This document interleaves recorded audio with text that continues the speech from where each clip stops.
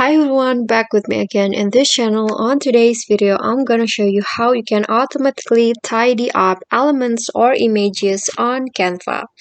So here I've already on Canva, and now you can see that this elements is not lined up, like it's the position is not correct, and I want to tidy up these elements right here.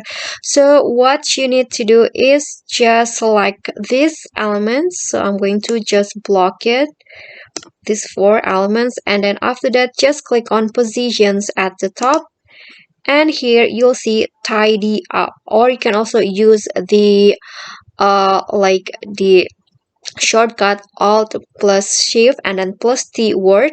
So I'm going to just click on that, and here is the result after I tidying up these elements. So that's basically so easy, and I hope this tutorial will be helpful to you. Thank you guys so much for watching.